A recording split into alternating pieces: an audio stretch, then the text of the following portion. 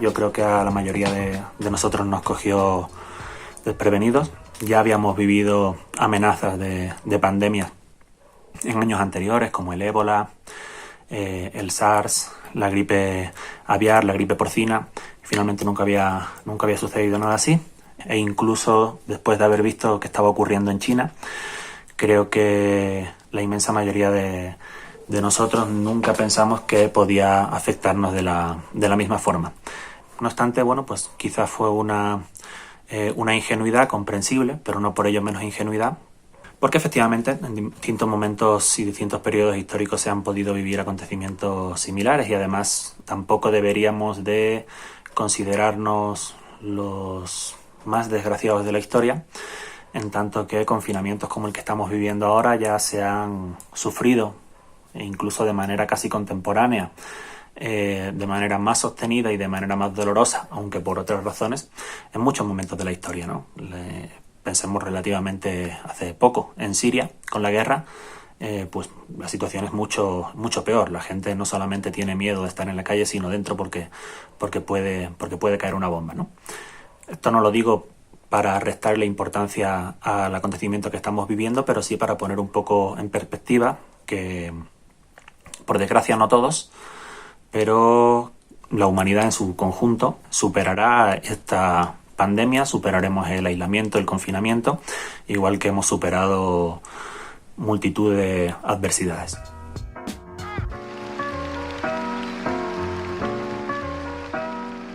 En términos políticos creo que nos encontramos en un momento de interés, en un momento que podríamos decir que puede llegar a ser crucial. Yo creo que muchos de nosotros tenemos la sensación de que algo irreversible va a ocurrir, ¿no? Que va a haber algo que persista a esta crisis del coronavirus, del COVID-19, y lo que no sabemos es qué.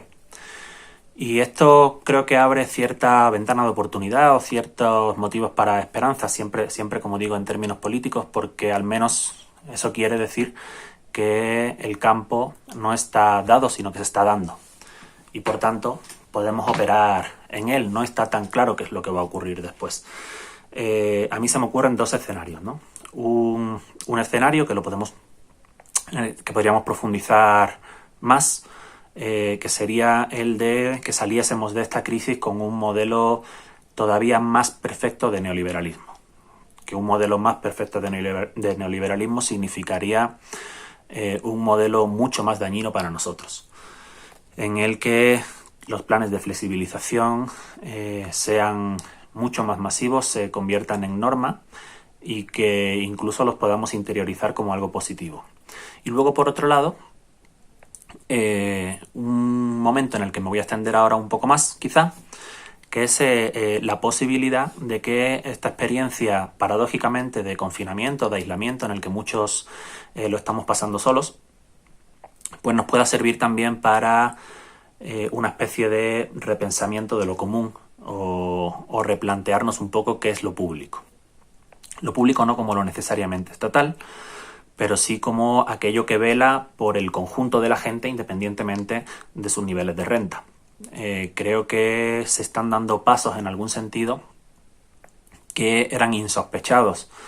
Por ejemplo, en Europa, a inicios de este mismo año.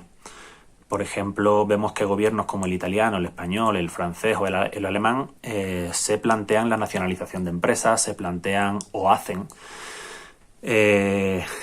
confiscaciones de material que se acumulan en manos privadas, sobre todo de material sanitario, que se están poniendo a disposición del Estado y de la sanidad pública, las clínicas privadas, que parece que hay como una conciencia de vecindario, de apoyo entre vecinos, de aplaudir a los médicos, a las enfermeras. Es cierto que ojalá hubiésemos hecho esto antes y no en un momento tan dramático, este reconocimiento, pero que puede ir sembrando quizá cierta semilla, no por supuesto, como decía Zizek, de una cultura radicalmente anticapitalista, pero sí que es cierto que ojalá algunos sentidos comunes sobre la propiedad privada se puedan ir destruyendo a lo largo de esta crisis, hasta el punto de que cuando finalice pues bueno, pues tengamos ahí una alternativa y una arquitectura ideológica lo suficientemente fuerte y unos argumentos lo suficientemente sólidos como para poder aspirar a un nuevo pensamiento sobre lo público, un nuevo viejo público, que al menos, ¿no?, siendo humildes pero también siendo realistas, nos pueda llevar a esa excepcionalidad histórica dentro del capitalismo que fue el estado del bienestar, que como digo, pues bueno, no es una medida radicalmente favorable a la clase trabajadora, pero que al menos permite construir ciertos consensos alrededor de lo que es de todos. Y bueno, quizá un tercer escenario que creo que se va a ser inevitable que no lo vivamos es un escenario sobre el securitismo, sobre la seguridad, ¿no?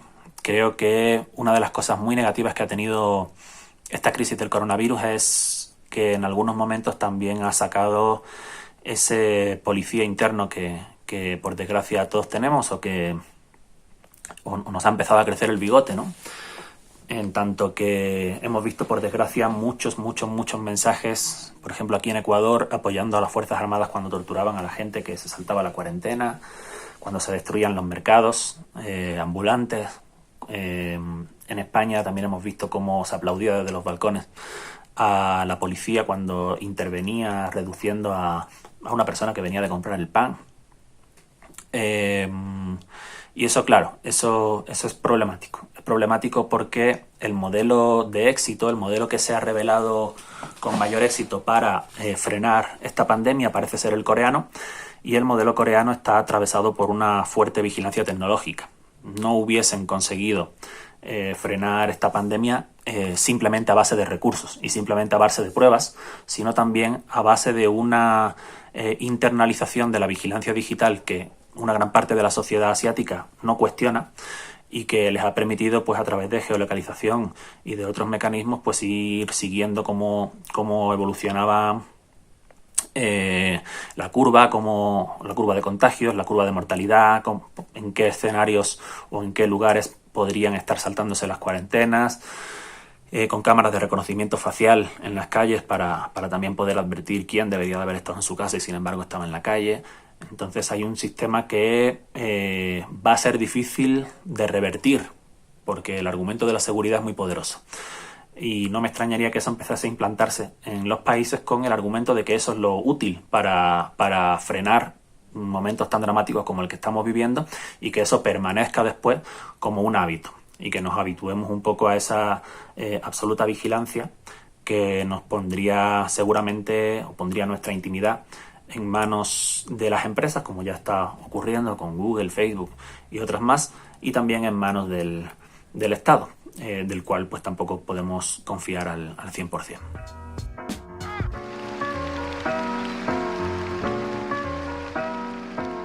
Los inmigrantes estamos viviendo esta crisis de una manera un poco distinta, un poco especial, seguramente en un sentido negativo, en tanto que, aunque muchos han podido regresar a sus países natales para estar con su familia y pasar estos momentos, otros, por también cuestión de supervivencia, hemos tenido que permanecer aquí o incluso, como fue mi caso, venir desde España hasta Ecuador para proteger mi trabajo, por si acaso las fronteras se cerraban o tenía una inasistencia laboral que me impidiera pues seguir percibiendo mi salario. Mi caso, por supuesto, no es el más dramático. Hay muchos inmigrantes que ni siquiera tienen un trabajo formal que proteger y que tienen que seguir saliendo a diario, por ejemplo, a repartir comida en esas empresas de plataforma que tanto daño están haciendo a los derechos de los trabajadores, como Globo, Uber, etcétera, o a abastecer los mercados como estibadores o los supermercados en el mismo sentido. Y bueno, pues quizá esta desgracia que nos está ocurriendo pueda servir como pequeño acto de justicia con nosotros, con los inmigrantes y con la clase trabajadora en general, porque demostramos que somos imprescindibles y que muchos están velando y cuidando por nosotros, para que nosotros estemos en casa, y ellos están produciendo el alimento, arriesgándose, jugándose la vida en las motos o en los camiones para que podamos comer a diario. Entonces también, pues bueno, pues un saludo para todos los inmigrantes y para todos los trabajadores que están teniendo que salir a la calle a buscarse la vida, incluso en momentos de tanto dolor como la pandemia que sufrimos. Y esto creo que es importante, sobre todo en un país en el que hace 4 días escasos se nos estaba acusando a los extranjeros de quitar el trabajo de la gente de acá. Se despidieron a 400 médicos cubanos que hoy serían fundamentales para salvarnos la vida. Se les despidió solo por ser cubanos. Durante octubre se detuvo a un grupo de venezolanos solo por ser venezolanos. Las autoridades de este país estuvieron diciendo en repetidas ocasiones que los extranjeros no podíamos hacer política, y muchos de nosotros en nuestros centros de trabajo tenemos que ver cómo nuestra voz es desautorizada en asambleas y en reuniones por ser extranjeros y habernos bajado del avión recientemente.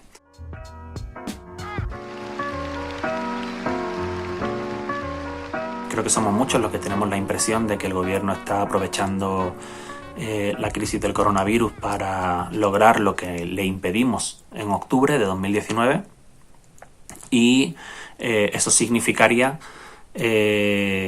cumplir con los designios del Fondo Monetario Internacional con la excusa del pago de la deuda.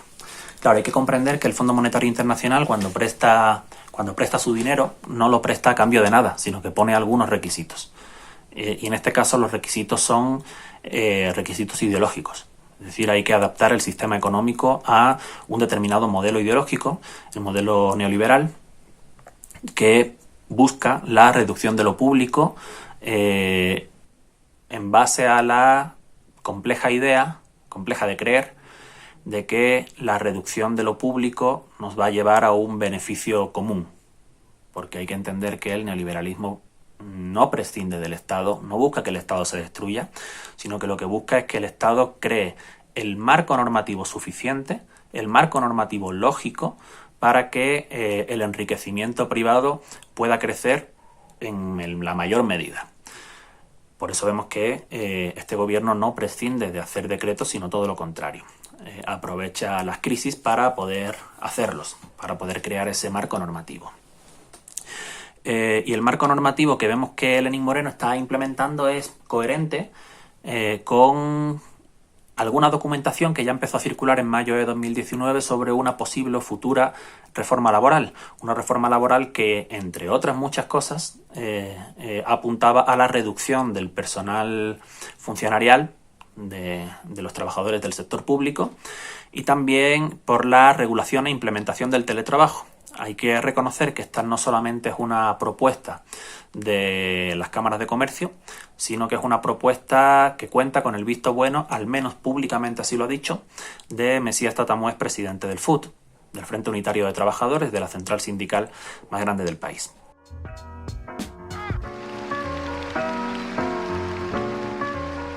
El teletrabajo conlleva grandes dificultades y grandes dolores para la clase trabajadora. En un primer momento, bajo una apariencia de comodidad, podemos estar vestidos de manera cómoda, no tenemos por qué hacer desplazamientos, podemos trabajar en el horario que más nos conviene, aparentemente, pero sin embargo todo eso ocurre, y por eso las cámaras de comercio están deseando de que así pase, de que se regule. Todo eso ocurre gracias al sacrificio de muchos de nuestros derechos. Algunos de ellos tienen que ver incluso con los derechos laborales básicos, que es que el salario garantice la reproducción de nuestra vida. Eso está en cuestión con el teletrabajo. ¿En qué medida? Pues en la medida en la que como trabajadores vamos a empezar a asumir toda una serie de costes laborales que no nos corresponden a nosotros, como por ejemplo los suministros de agua, de luz, de internet, etcétera, que en un trabajo convencional, en un centro de trabajo habitual, deberían de correr, como es lógico, por parte de la patronal, y sin embargo ahora los vamos a asumir nosotros con nuestro salario. Todas esas horas de teletrabajo las vamos a pagar nosotros, todos los costes que ello conlleva. Al mismo tiempo, el teletrabajo también difumina un poco el tiempo y el espacio. Casi que empezamos a convertir todo lugar y todo momento en nuestra oficina. El teléfono es la oficina, la computadora es la oficina, el salón es la oficina, el baño es la oficina, el supermercado es la oficina y la calle también. Porque no hay ninguna razón para que no podamos atender una llamada o una videollamada en el hogar o fuera de la misma. Creo que muchos de los que hemos tenido que hacer teletrabajo en algún momento, no solo ahora, sino en algún momento, hemos notado que había una difuminación absoluta del horario laboral y la vida privada. No sabemos muy bien cuándo empieza uno y cuándo empieza otro, a pesar de que en la norma escrita aparentemente todo quede regulado. Y eso es un problema. Y eso es un problema porque supone, una vez más, aceptar las visiones de los gurús de la administración de empresas, de todos esos manuales de administración de empresas y de coaching de los años 70-80, para quienes la diferencia entre la vida privada y el trabajo suponía un obstáculo productivo. No saber, insisto, cuándo estamos trabajando y cuándo no saber cuándo finaliza nuestra jornada laboral, nos pone a disposición de la patronal 24 horas al día, 7 veces por semana, lo cual nos acerca más o nos retrotrae más a modelos laborales anteriores, incluso, ¿no?, precapitalistas.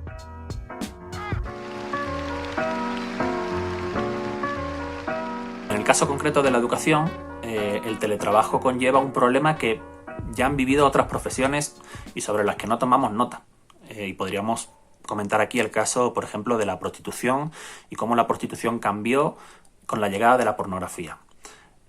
Aparentemente, claro, la pornografía actuaba un poco como el teletrabajo, ¿verdad?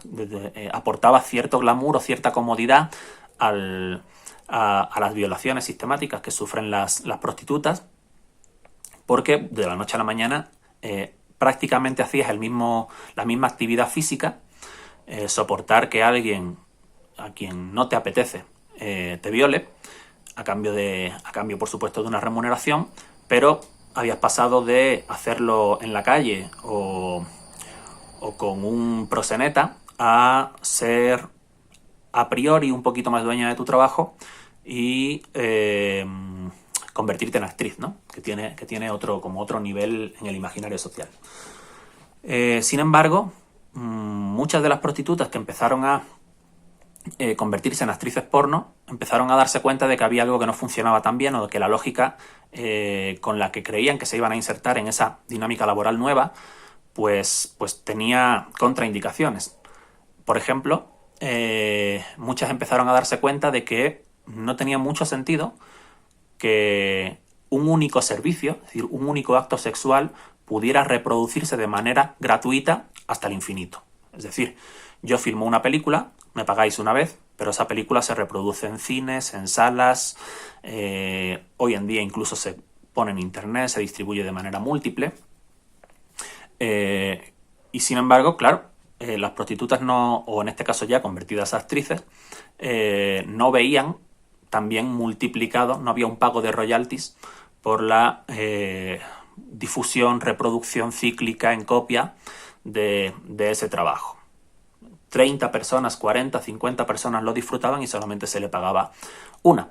Sin éxito, las prostitutas trataron de luchar contra este asunto y bueno, creo que es lo mismo que nos puede pasar a los profesores si empezamos a filmar, por ejemplo, nuestras clases, aparte de perder el espacio único e inédito que suponía el aula y que nos hacía imprescindibles y sector estratégico. Creo que la educación dejará de ser un sector estratégico en el momento en el que tengamos que filmar nuestras clases y puedan ser reproducibles ad eternum, ¿no?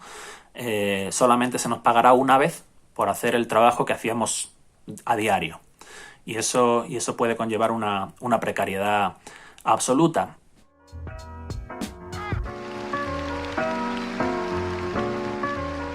Hacia ese momento apocalíptico para la clase trabajadora es hacia el que nos empuja el actual gobierno. Ya estamos viendo cómo los decretos que están firmando han servido para despedir a gente. Lo vemos como hoy en día en muchas empresas acá en el Ecuador están despidiendo a su personal o están cargándole a vacaciones los días de confinamiento o de aislamiento obligatorio. Con lo cual hay una regresión de derechos, porque por una circunstancia ajena al trabajador y que ha sido ordenada por ley, como es el confinamiento o el aislamiento, muchos están perdiendo su trabajo y muchos están perdiendo sus vacaciones. Y en absoluto esto quiere decir que no debiéramos confinarnos. Claro, quien pueda, quien tenga la posibilidad de confinarse, debe de hacerlo. Pero ello no debe de costarnos nada. Y sin embargo este gobierno está haciendo que, una vez más, la crisis la paguen los trabajadores. Los trabajadores asalariados, pero también aquellos trabajadores que, por desgracia, no tienen un salario. Aquellos trabajadores que no lo tienen, que viven al día, por desgracia tienen que saltarse la cuarentena bajo muchos riesgos. El primero y más importante, el riesgo para su salud.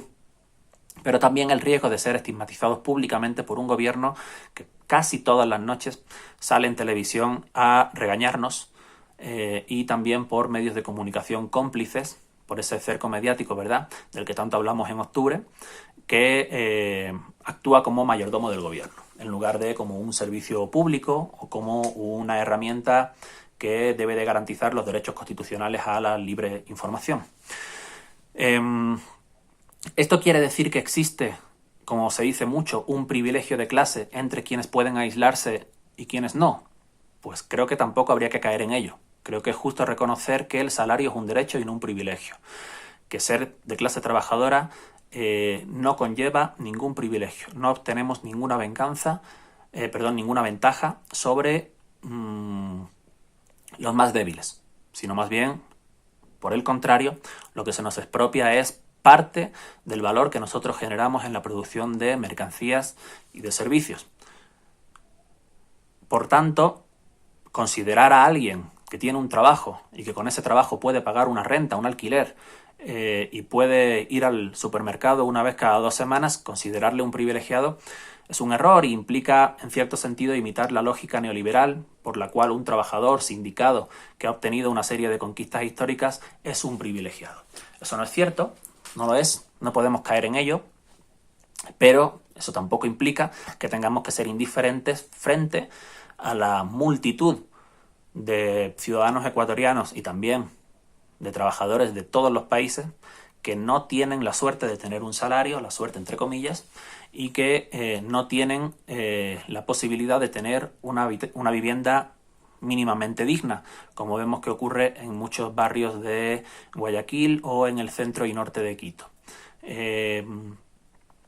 Con estos trabajadores no asalariados, muchos de ellos ambulantes, que como digo viven al día, tenemos que tener toda la solidaridad, toda la energía para estar con ellos, para sobrevivir a esta pandemia, porque una vez que sobrevivamos es necesario que nos venguemos, que pasemos el luto juntos y que venguemos la muerte de tantos trabajadores a la que nos han condenado los sucesivos gobiernos que han ido profundizando el capitalismo. No estamos pagando una mala gestión de Lenín Moreno o una mala gestión de Cynthia Viteri. Estamos pagando décadas de neoliberalismo que son las necesarias para generar procesos urbanos tan destructivos como el que vemos en Guayaquil o en Quito. Entonces, bueno, creo que como mensaje final quedaría un llamamiento a resistir, a la resistencia, a cuidarnos, a ser solidarios entre nosotros, a defender como siempre a los más débiles, a estar activos, a romper el cerco mediático y a juntarnos una vez que esto termine para llorar juntos por la gente que cayó y para continuar la lucha de octubre contra todos aquellos que priorizaron y priorizan la deuda antes que la vida.